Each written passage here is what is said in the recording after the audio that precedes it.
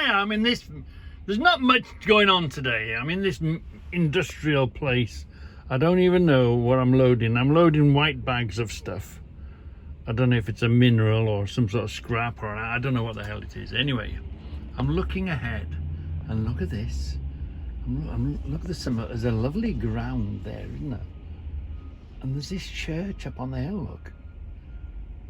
And isn't it fascinating? Isn't Google Earth amazing? I've got a few screenshots to show you, but I could virtually via Google Earth go and stand on top of that church and look back on myself. But isn't it amazing? You know, heavy industry. I'm in Narrowboat Way, quite a big industrial estate in Dudley. And I was looking at it, I thought, can't be Dudley Castle, can't be the museum, it can't be the zoo. What is that? I didn't know. I was interested in. That looked a lovely place. Plenty of ground to walk around on. But how can it be so close to a pretty heavily industrialized industrial estate in this sort of situation? Isn't it odd? Isn't it odd? But that's about as good as it gets today. I haven't really, nothing to show you, nothing to tell you. Anyway, I'll put these pictures on now.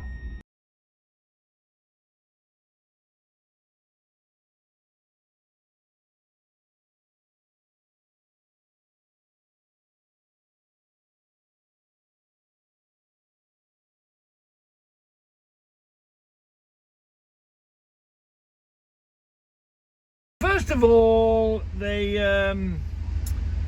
didn't have enough stuff, so I was delayed around the other side. So anyway, they've got so many on. I think they've got 17 on it, but they're 5 bags short. So they've sent me around to this end of the plant. And I asked the bloke, what the hell is it? What are we loading?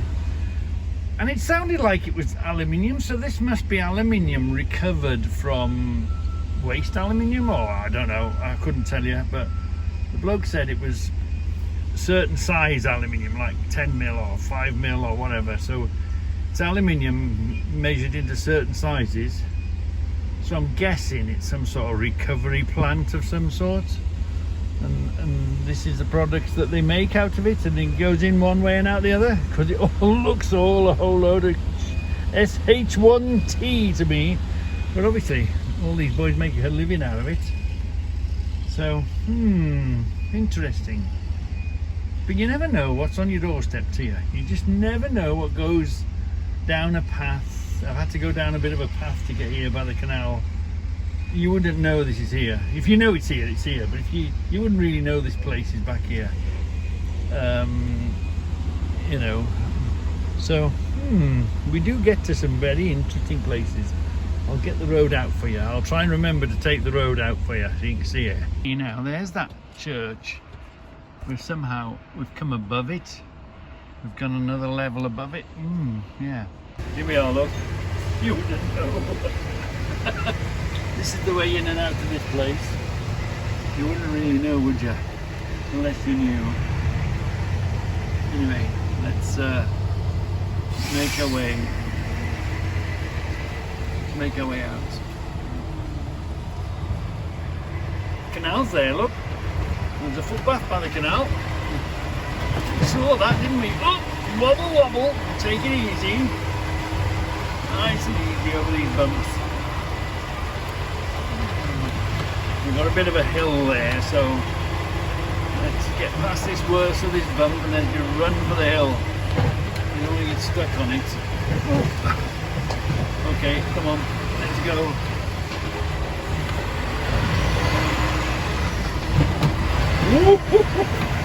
There's a canal, look. Wow. We're alright, we've done it. We've got the weight over the hill. Sitting on top of the hill. You just never know what's going on and where it is, sort of thing. Right, let's go and get rid of this box then. Get tomorrow's job on. You know, sometimes you get a feeling, don't you? Yeah. Sometimes you get a feeling. And I saw him come up the side of me. First of all, why would he be there?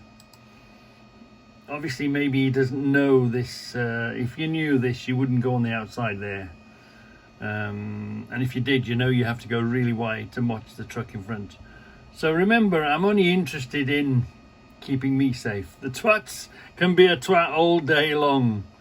The thing is, if you get run over, is it your fault for, is it his fault for running you over, or is it your fault for putting yourself in a position where you're going to get run over?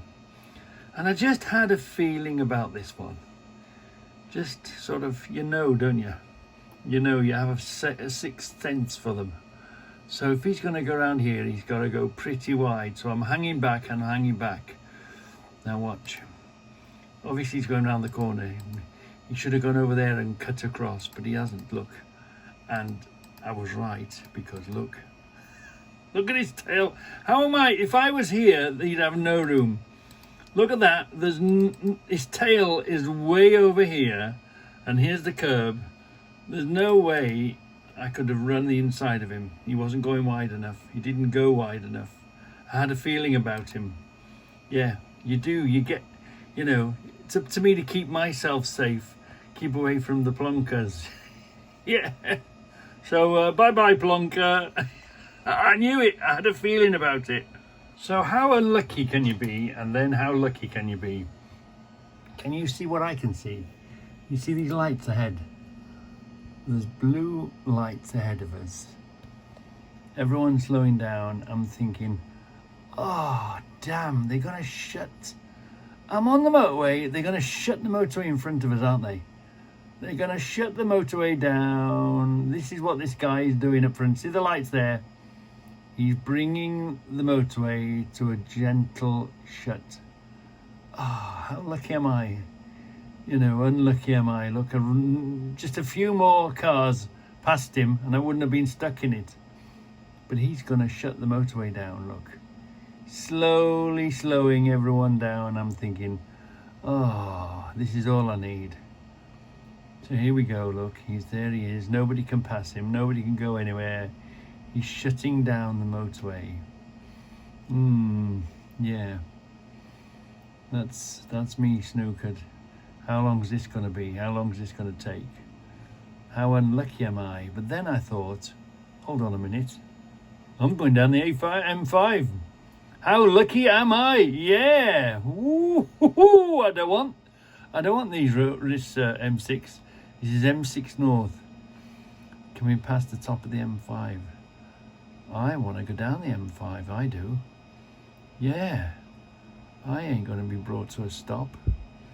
It doesn't involve me, does he? What's he shutting? What's he shooting? Yes, he's shutting the M6 down. Freedom! Escape! Ooh, look at this! How lucky was I not to get involved or held up by all that lot. Look at that, see? He's, for whatever reason, he's either slowing it down or he's shutting it or bringing it to a stop. There's something up ahead. But bye-bye, suckers. That's not me. I'm escaping. So how unlucky was I? And then how lucky was I? Because this is where I want to go, down here. So I'm now at the top of the M5, the very top of the M5. Junction 1 and so on. It counts them all down. So and I see this guy here come past me, look. And where's he come from? Boat transport, yeah. He comes from Cornwall. Where did I see Cornwall on there? Yeah, there we are. You see on there? You can just about see Cornwall in the name. This truck comes from Cornwall. I'm thinking, wow. He's got a long day ahead of him. He's got a bit to do, hasn't he? Dinner time. And he had this boat on the back. I think, oh, that's an interesting boat. Oh, look. I guess sometimes it was in my head. I thought, I bet you it's more economical to put it on a truck and carry it than sail it, or if this came from one end of the coast to the other, from east to west, and I saw it, and look, see where it comes from? Campbelltown. Huh? It comes from Campbelltown. I wonder if he's been to Campbelltown to fetch it. And I wonder how much of a saving it must have cost a fortune to get this guy from Cornwall to go and pick it up.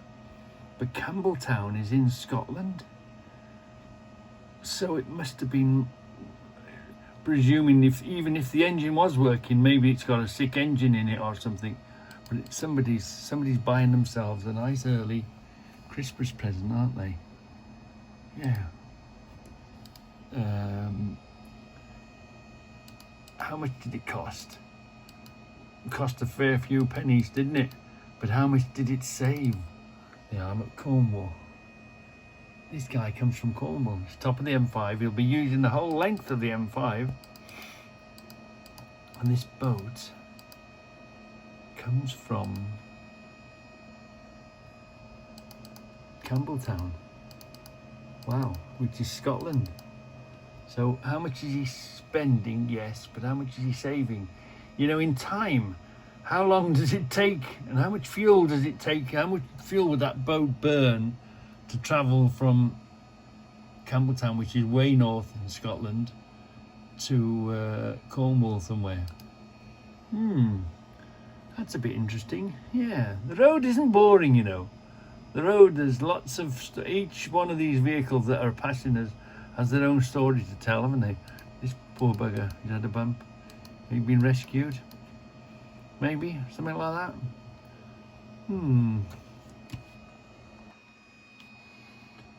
So, I've never really wondered, we've left the speedo on this now.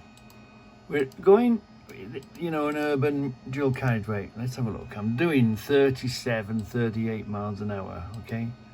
So let's just, what's the speed limits? Let's catch a speed limit here somewhere. I'll never understand. I'm doing 37. Why is he coming thundering past me when the speed limit is 40? And I'm doing 37. We're on one of these urban dual carriageways. I know where he's going. He's going back to a depot. But why is a Poundland truck, when I'm in a 40 zone, as we can see here, and I'm doing 37, and yet he wants to go thundering past me? Yeah.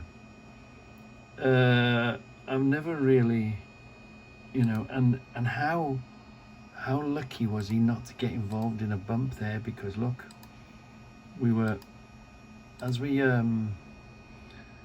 a look at this now. Hold on. Let's, where were we? Let me just catch that bit again. Is he passing us? Is he gonna pass us? Hold on. Here he comes, right? Okay, let's do that bigger. And there's a car turning right in front of him, look. Thundering by. We're in a 40 zone. I'm doing 37. There's a vehicle, we come through the lights, with the vehicle turning right. You just go, why'd you do that? Why'd you drive like you stole it? It happens to be nothing went wrong, but it could have gone, could have been a makings of an accident, couldn't it? Why? And they don't really get anywhere. You're on a busy urban dual carriageway, and all you're going to do is rush to the front of the queue to the next set of lights. I've never really figured it out, So here's another one. Look, traffic's heavy, top of the M5. So we've got vehicles coming from that side. We know they've got to stitch themselves in, haven't they? We know they want to come over. They're not going very far. The reason I'm stopped and they're all stopped is because it's busy. So fine, come on, let him in. Let's just roll on a little bit. Let's there we are. Look, we've let him in, no problem. We've got another one coming in. They're making their way in. Right, come on, take your turn. One for me, one for you, one for me, one for you. Now I just want you to watch. So he's going between them two, fine. I know this guy wants to come over, so I'm getting ready to make a nice gap for him there. Look, we've got a lunatic here at the inside, right? So just ease off that little bit, let him go in that gap there, and look, right in front of my nose. You can't get any closer. The thing is, it's a nice car. It's money's worth of car. It's aggravation and paperwork. Why? And obviously he loves his car because he's got a private number plate on it. And for the sake of, you know, nearly being so close to causing an accident or getting a bump or getting squished in his nice car that's cost him a lot of money, and it's got him nowhere.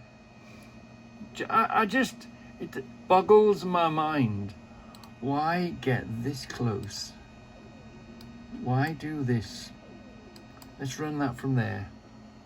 Let's run that from there. Why do this in front of a bloody big truck? Look, look, look. You can't get any closer. He wasn't a few feet. He wasn't even a few inches away from a bottom corner. And it could have just been a simple scrape or a rub. And even that's inconvenience, isn't it? You've still got to send it to the body shop and get fixed and row about who pays for it. Why, oh why, oh why, oh why? Just thought I'd show you how it gets him, you know, must get past the truck. Oh, must get past the truck, must get past the truck. And it doesn't do him any good. It doesn't get him anywhere. He's okay, he's one in front of the truck. But he hasn't got anywhere. You know, risk versus benefit. The only risk, you can take a risk if the benefit is worth it, if the prize is worth it. But he took that risk for no prize at all. Because look at him, he's in the queue like the rest of us. Just drive safer, man. What's in these people's heads? What makes them think that? They cry like babies and make up a story. We've all been there, we've all seen it, we've all had it. There would be, obviously, it wouldn't never be his fault. Oh no, he didn't cut up the truck was doing this, that and t'other. And they cry like babies, don't they? It gets you nowhere. Just boggles the mind. I thought I'd show you this. We've seen it before, these huge, I was in a huge distribution centre. Wow. You know, the stuff, you know, the stores this must feed, you know, the stuff that goes in and out of these huge distribution centres. Amazing. You know, how many truckfuls a day they go through. I mean, look at that, just for cages. Just for an area to keep the cages.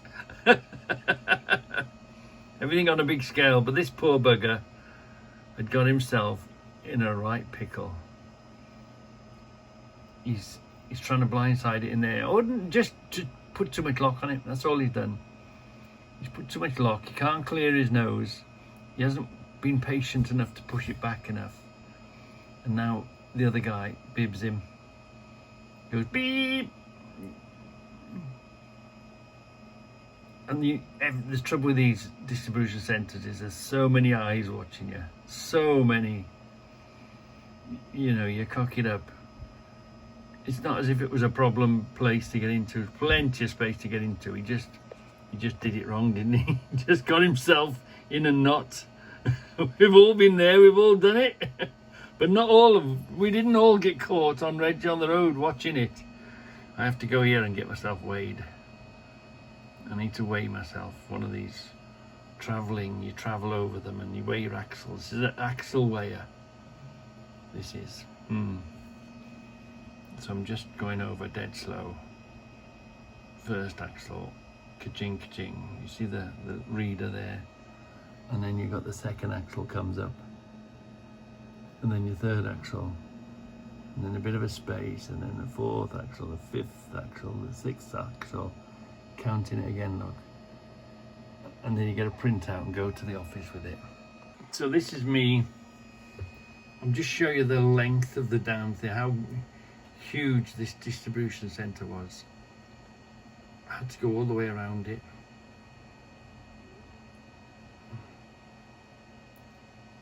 From tip to toe.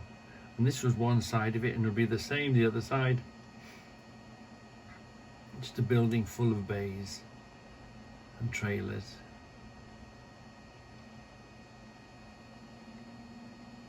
Huge, huge distribution centre.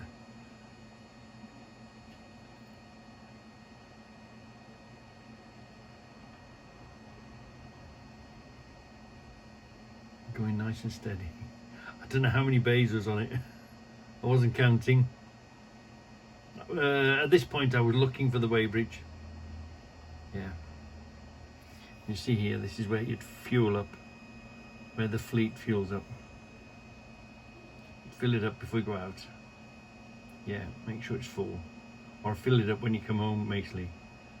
So you park up the truck with a full tank for the next person. And here's the offices. The office type thing. And bays. And that sort of thing. But yeah. So many bays. And we're back at the trolleys again, look. Unbelievable size of the things. One of these one-way system, so you had no choice, you had to go all the way around it, whatever you were doing. Yeah. Massive, massive place. Ooh, are we going? Yeah. We're going around again? Or, no, we're going out, yeah. So do you see this now? Look, the road markings. The road markings are there to help you. These markings tell you keep apart from each other. So what these road markings are telling me, first of all, they're telling me to do something. They're telling me to keep 2 chevrons apart. But they're also telling me that this must be some sort of an accident black spot. This must be where there's incidents happened before.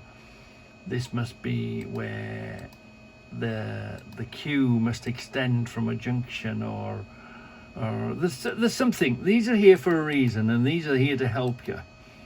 So that's what they are. That's what they mean. That's what you should do. You know, these are good for you. You're not going to slam on. You're not going to end up going, oh shit. You know what I mean? So these are telling you keep a good gap. So what I'm doing is keeping a good gap to keep 2 chevrons apart. Where are we doing? Does it say? It'll say somewhere, keep 2 chevrons apart. So fine, okay. So I'm in my lane, keeping 2 chevrons apart. And here comes Numpty Nuts, comes along. And he goes in and watch, he cuts me up. So hold on, that's not 2 chevrons apart. That's not even 1 chevron apart, hardly. So, if you're going to use this area to pass in, consider the poor blighter behind you. So now I'm thinking, I better keep myself 2 chevrons apart again then.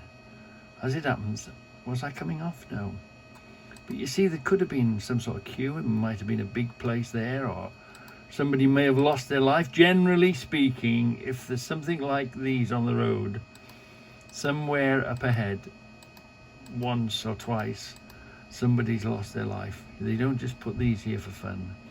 They put these here for your own safety, to give you instructions and to keep everybody safe. The road is there, and the road markings are there to help you stay safe. Yeah, but some completely ignore it, don't they? Yeah. Who the hell was he anyway? Did we see? Well, you don't need to know who he was. All you need to know is a bloody tipper driver, wasn't he? Let's have a look here. Let's have a look. Who was he? Who was he? Quarry, tipper driver. They're all the same. Yeah, there we are. Breeden, tipper driver. Typical 8-wheel type of driver. It's what you expect from these sort of morons, don't you? Huh? So here we go. Two boy racers. Watch out for the boy racers and what might have happened. We're going down the M6. It looks like we're going down the M6 south. It's 4 o'clock. So it's going to go, there's going to be traffic everywhere. So come on, here we're going. Minding our own business. Here comes, no, not yet, not yet. Here comes Mr. White Van Man. Good driver. We mark the bad ones, but we also catch the good ones, don't we? Luckily, he used his mirrors. Yeah. So this is why you should always use your mirrors, just in case you've got two boy racers behind you. So here we are. Just expecting to come to the back end of the traffic. So it's slightly downhill. So I'm freighted. I'm probably taking some back to the train. So downhill, fully freighted, just getting ready to come to a stop. So not him, keep going. There we are, yeah, slightly downhill, look. Right, so.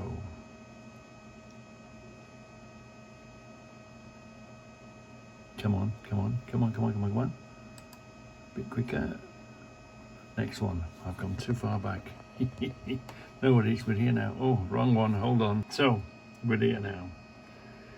Again, fully freighted.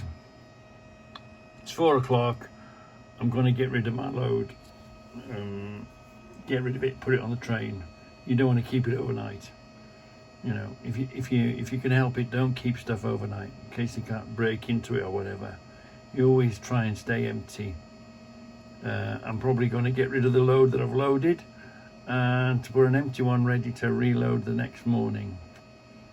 So, and I'm at 4 o'clock, I'm expecting it all to come to a stop. So slightly downhill, getting ready to bring it to a nice gentle stop should I need to. Good driver, this guy is a good driver. He looked in his mirror. So here he goes, look. Now watch his indicator, watch, he has a little flash of an indicator. He's gonna come in here, watch. We have a little flash of an indicator. Here's one boy racer, number one. Look, see, you see his indicator flash then? You just see it. And he looked in his mirror now, watch. See indicator, he thought about it, he looked in his mirror. Good boy, he saw the other boy racer come along, take him on the inside. Now he's coming over, look. Yeah, good driver. Yeah, because the idiots are not always in front of you, sometimes they're behind you. So watch these two, watch his indicator. Little look, watching out for the boy racers, kept his eye on the mirrors. Good lad, good driver. Catastrophic mayhem on the motorway averted.